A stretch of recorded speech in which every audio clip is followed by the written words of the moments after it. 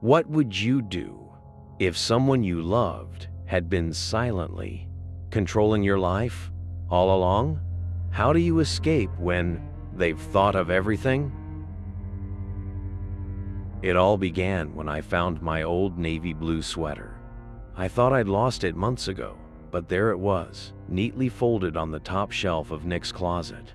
I wasn't even looking for it. I was just searching for a blanket while he was in the shower. When Nick came back into the room, I held it up. "Isn't this my sweater?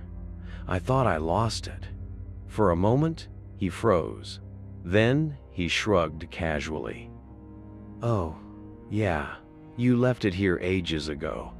I forgot to mention it." His explanation seemed reasonable, but something about the way he said it made me uneasy.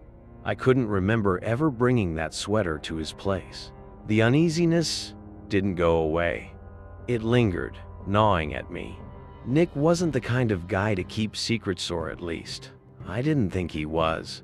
We'd been together for 2 years. I trusted him, but this felt different. A few days later, while Nick was out running errands, I gave in to my curiosity. I went back to his closet. The sweater was still there, but this time, my eyes caught something else. A plain cardboard box, partially hidden behind a stack of old shoes. My name was written on the lid. My heart pounded as I pulled the box out and opened it.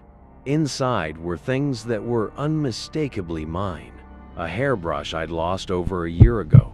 A high school photo I hadn't seen in years. A necklace my best friend gave me for my birthday, the one I thought I'd lost forever. My stomach churned. These weren't things I could have accidentally left at Nick's place. They were items I thought were gone. And then I found the notebook. It wasn't mine. It was a cheap, spiral-bound journal filled with Nick's handwriting, page after page.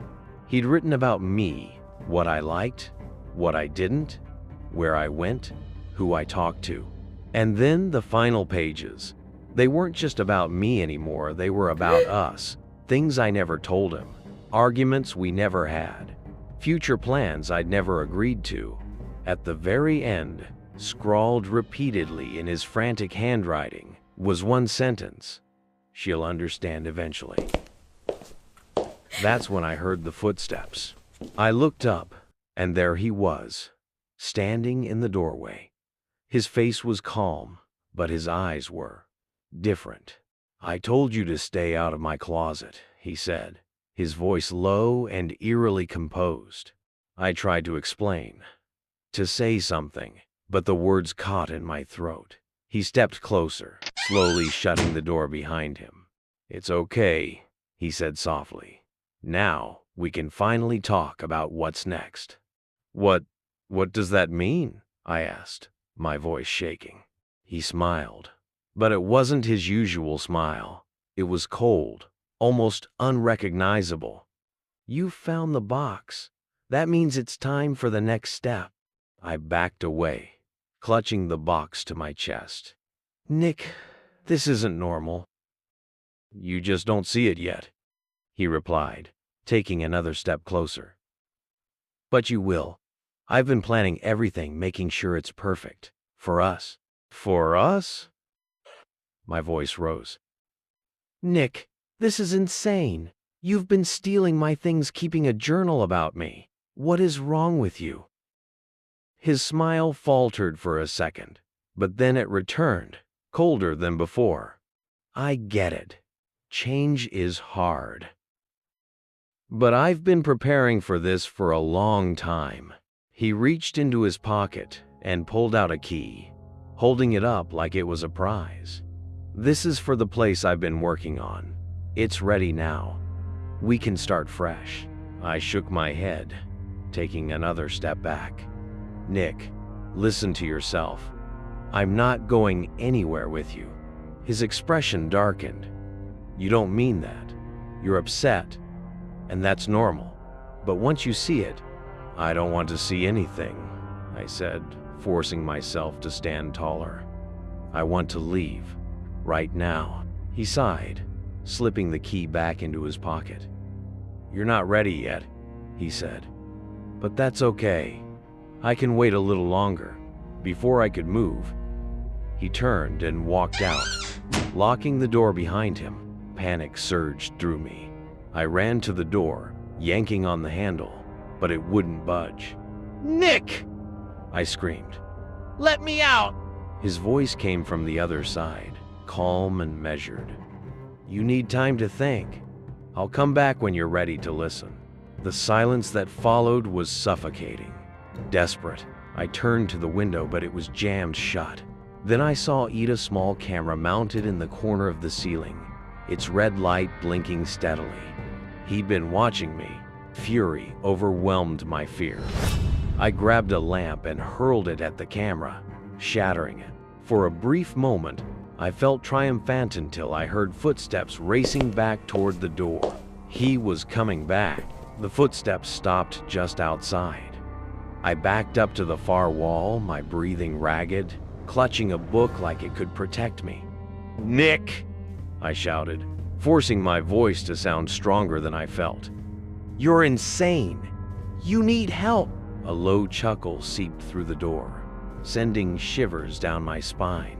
"Oh, I'm not the one who needs help," he said softly. "You just don't see it yet, but you will." My throat tightened as the door handle jiggled. "I don't need the camera," he murmured almost lovingly. "I've been watching you long before that. I know exactly what you'll do next." The handle stopped moving, but I could hear his breathing now. Close, too close. And then, so softly, I almost missed it. He whispered through the crack in the door, "You'll never leave me." How well do you really know the people in your life? Could you tell if they were hiding something from you, if their obsession was becoming dangerous? Share your thoughts in the comments. And remember, the scariest truths are often hidden in plain sight.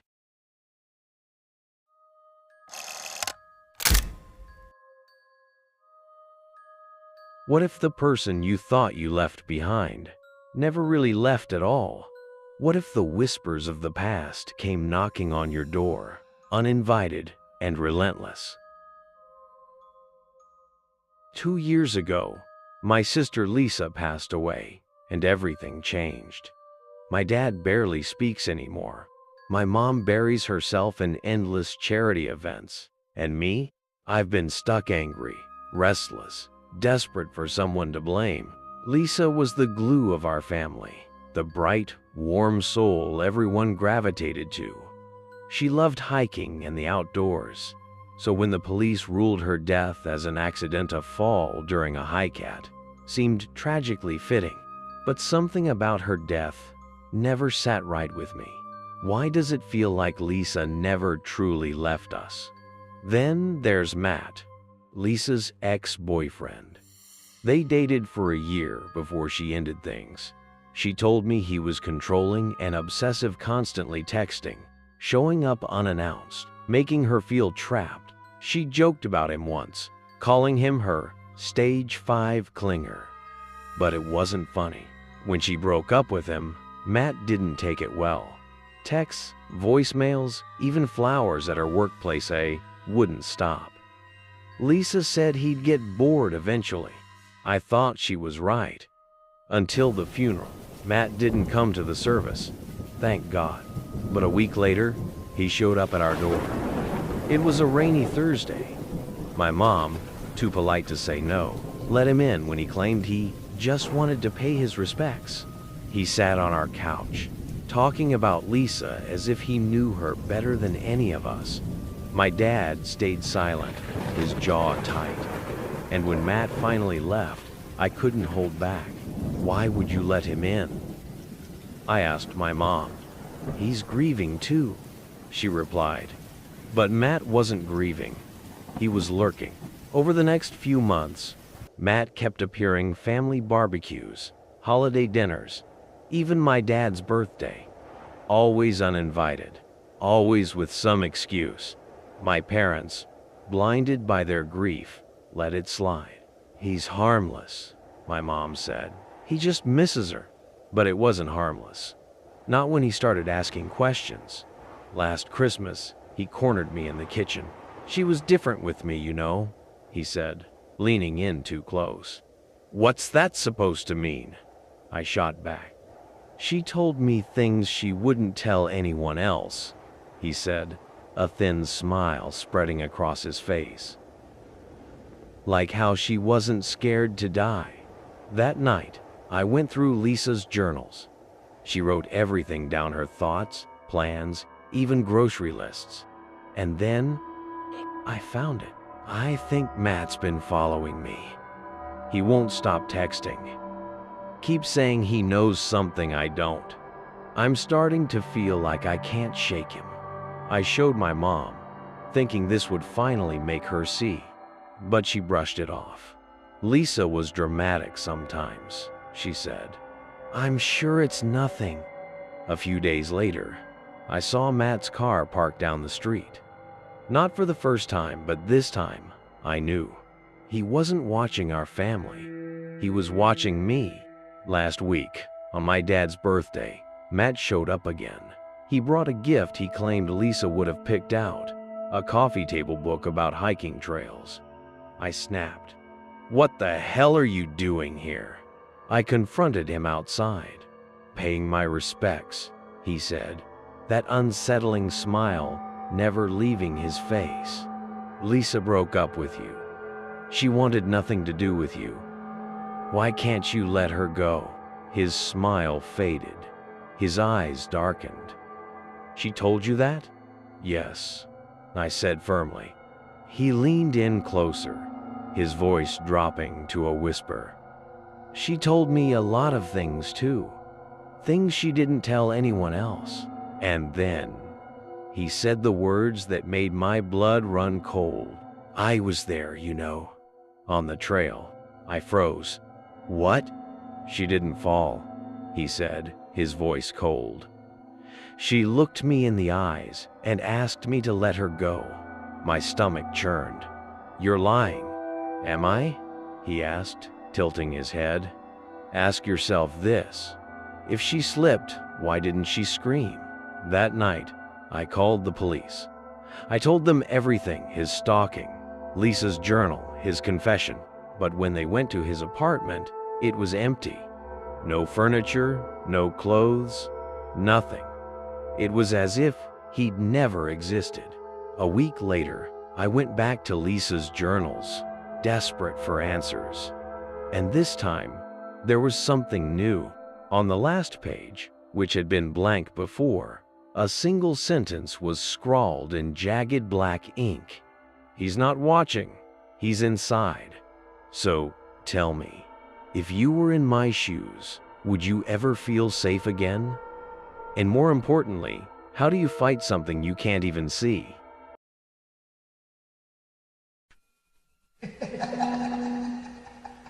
Have you ever felt like your reality was unraveling?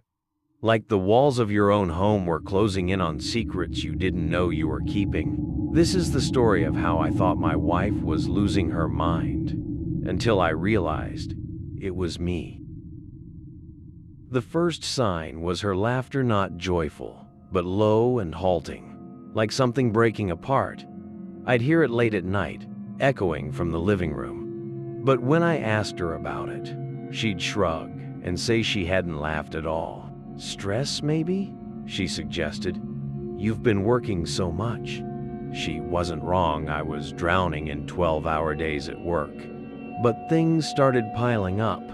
Books vanishing, furniture rearranged, lights left on when I swore I'd turn them off. "Are you reorganizing the house?" I asked one evening, noticing the bookshelf was different. "I haven't touched it," she replied, her voice laced with something fear, guilt. It all unraveled last Tuesday. I woke at 2:47 a.m. to scratching sounds. My wife wasn't in bed. I found her crouched in the basement, carving into the floor with a screwdriver. "What the hell are you doing?" I demanded. She turned, startled, eyes wide and red-rimmed. I don't know," she whispered. I pulled her away, chalking it up to sleepwalking or stress. but the haunted look in her eyes lingered in my mind. The next day, while she was out, I searched the house. That's when I found the tapes. 12 unmarked VHS tapes crammed into a shoebox in the attic. The first one made my stomach drop. It was me working, eating, sleeping, filmed from impossible angles. Inside my car, my office, even our bedroom. On one tape, I turned sharply, as if hearing something. The camera panned to the doorway. She stood there, holding the screwdriver. I confronted her that night. "Why are you recording me?" I shouted, shoving a tape toward her. Her face crumpled, tears spilling. "Recording you? You've been following me. I found those tapes weeks ago." Before I could respond, she fled the house. Her words gnawed at me. Following her? It was insane, wasn't it? Curiosity got the better of me. I played the last tape. Dated the day before, it showed me at the kitchen table, writing in a notebook I didn't recognize. My handwriting filled the pages, but I didn't own that notebook. The final entry sent chills down my spine. She knows, I know. Frantic, I searched the house and found the notebook stuffed under the sink. It logged her movements, times, places, details I couldn't recall observing. The last entry read, "Tomorrow, she'll leave. Don't stop her." The next morning, she was gone. Her side of the closet was empty, but she'd left a note on the pillow. 4 words, scrawled in my handwriting. "Who is watching you?" I checked the tapes again. Every single one was blank. That night, I woke to the sound of laughter from the living room. Low, halting. It was my laughter. Was I losing my mind, or had something darker taken hold of me? What would you do if the person you feared most was yourself?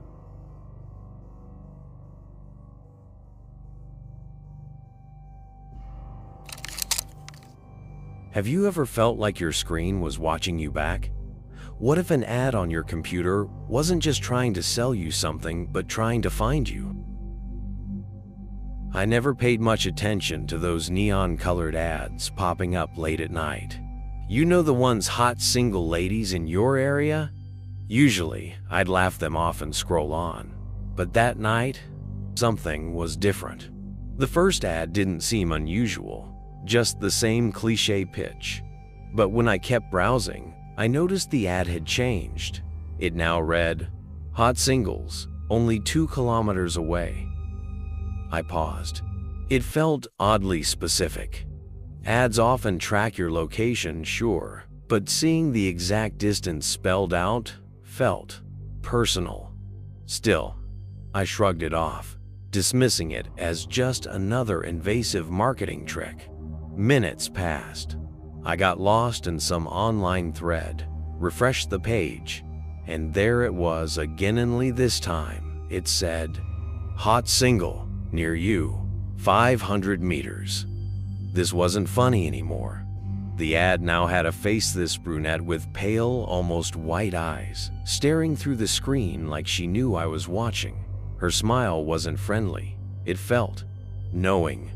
A chill crawled down my spine, but I told myself it was just late-night paranoia.